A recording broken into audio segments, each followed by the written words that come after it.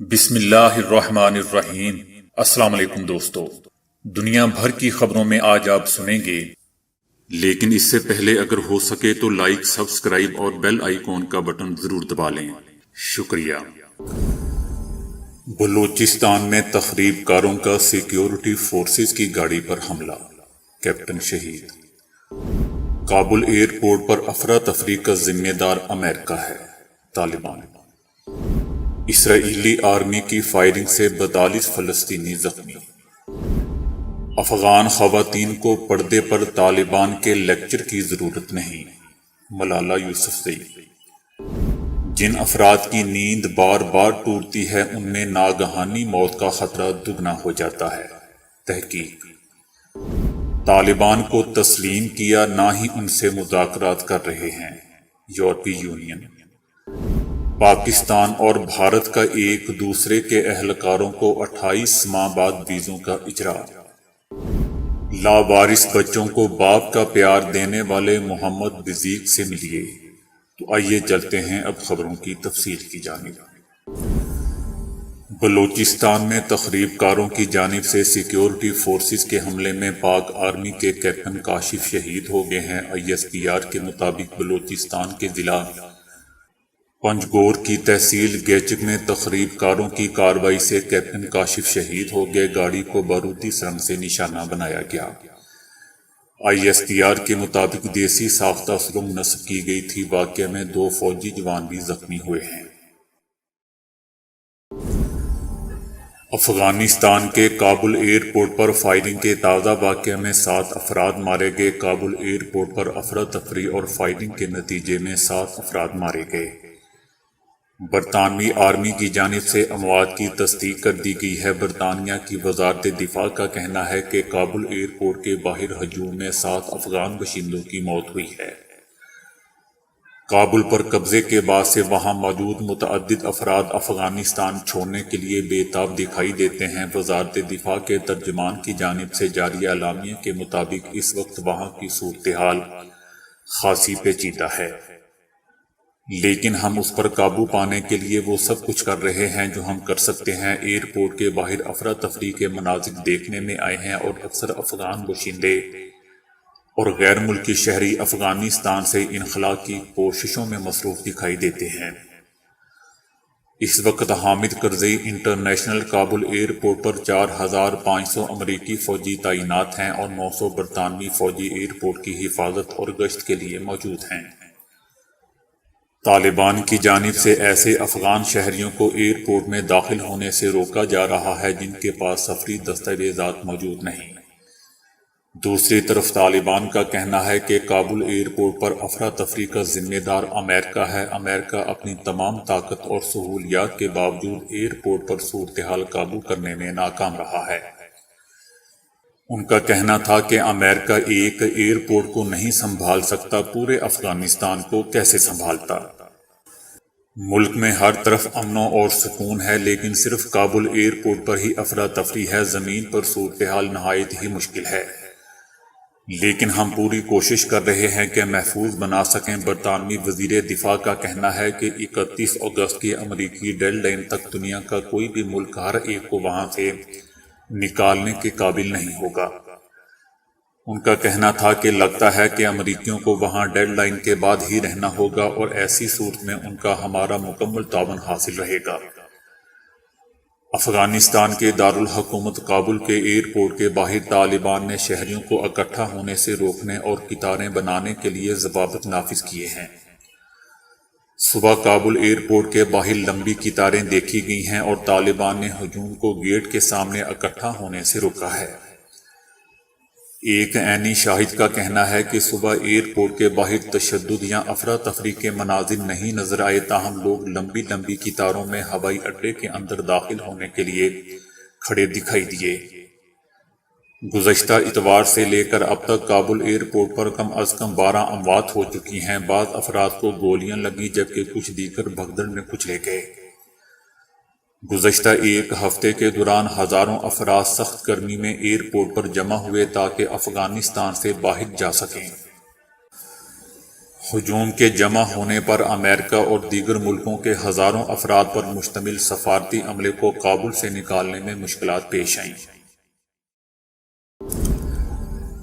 اسرائیلی army نے غزہ سے ملحقہ سرحدوں پر جھڑپوں کے بعد ایک بار پھر غزہ شہر میں کارروائی کی ہے۔ گزشتہ روز غزہ کی پٹی پر فلسطینیوں کی بڑی تعداد جمع ہوئی اور اسرائیلی فورسز کے خلاف مظاہرہ کیا، جس پر اسرائیلی بارڈر فورسز نے مظاہرین کو منتشر کرنے کے لیے فائرنگ کی، جس کے نتیجے میں 42 فلسطینی زخمی ہو گئے، جس میں سے ایک 13 سالہ بچے کی حالت تشویشناک بتائی جاتی ہے، جبکہ اسرائیل نے غزہ میں حماس کے ٹھکانوں پر بھی بمباری کی ہے۔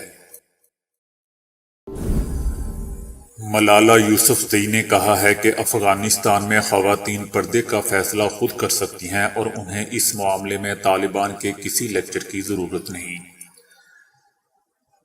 دوستو، میری سمجھ سے یہ بات باہر ہے کہ اس لڑکی یا عورت نے کبھی بھی کوئی بھی بیان کبھی کشمیری عوام یا وہاں کی خواتین کے بارے میں نہیں دیا، اور یہ بھی کبھی سمجھ نہیں آیا کہ کشمیر، افغانستان، پاکستان، فلسطین، روہنگیا میں ہزاروں نہیں بلکہ لاکھوں معصوم بچیوں، خواتین نے اس سے زیادہ بڑھ کر قربانیاں دیں۔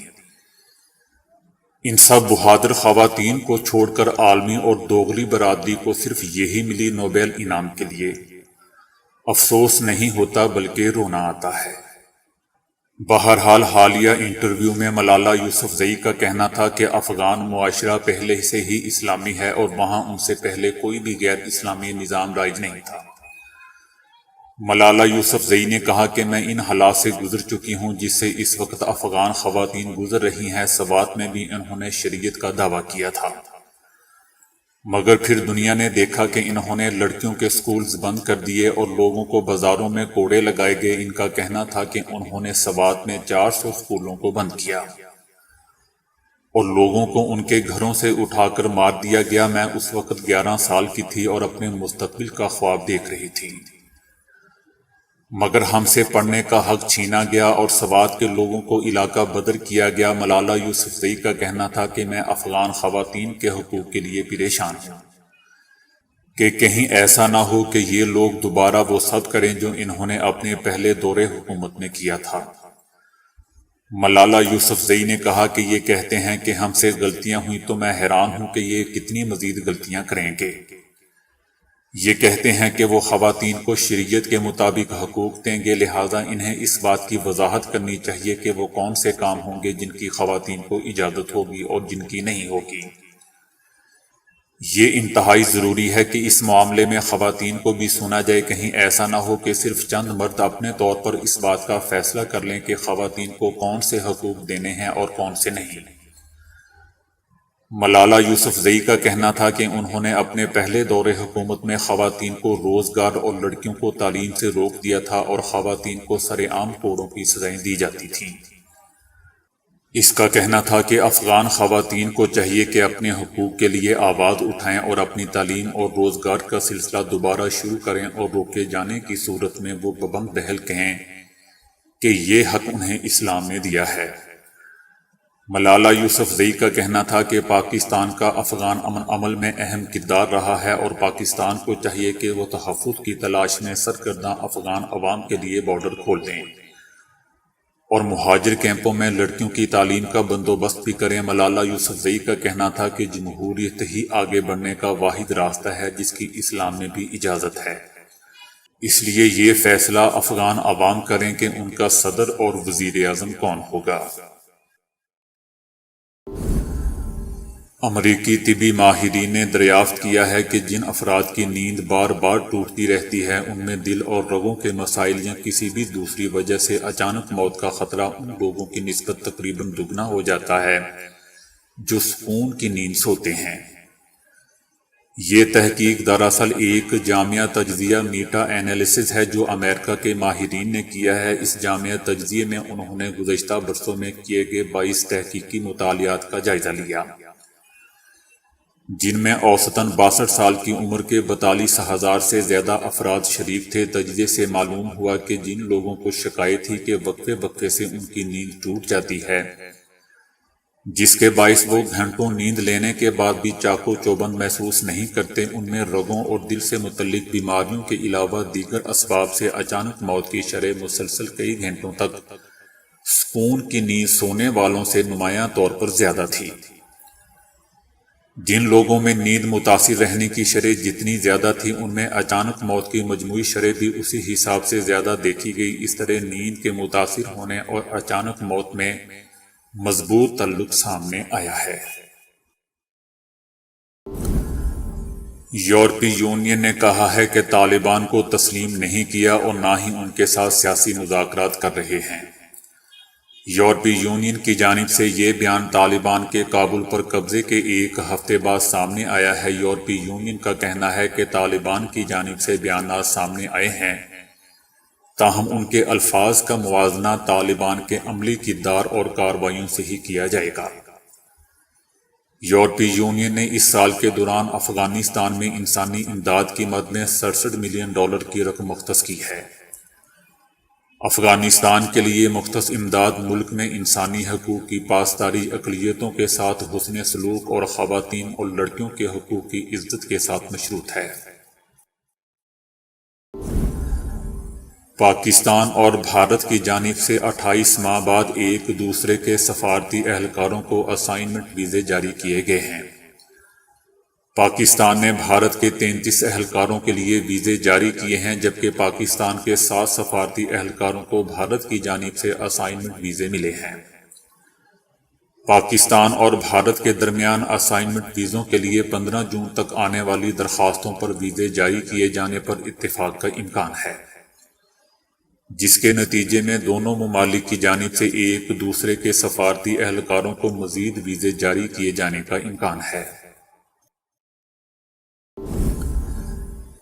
دوستو، اپنے بچوں کو تو سب والدین ہی پیار کرتے ہیں، لیکن امریکہ کی ریاست کیلیفورنیا میں کچھ ایسی مثالیں بھی دیکھنے کو ملی ہیں جہاں ماں باپ نے اپنے سگے بچوں کو صرف اس لیے قبول کرنے سے انکار کر دیا کیونکہ ڈاکٹرز نے بچوں کی زندگی سے جواب دے دیا تھا۔ لیکن ان بچوں کو ایک مسلمان شخص محمد بزیق نے نہ صرف اپنایا بلکہ ان لاوارث بچوں کو ماں اور باپ دونوں کا پیار دے کر انسانیت کی انوکھی مثال قائم کی۔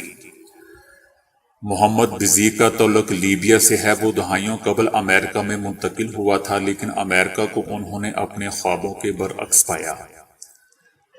جہاں خوشحال خاندان ہونے چاہیے تھے وہاں ٹوٹے ہوئے خاندان تھے، اور جہاں ہنستے مسکراتے بچے ہونے چاہیے تھے وہاں آخری سانس لیتے نومولود بچے تھے۔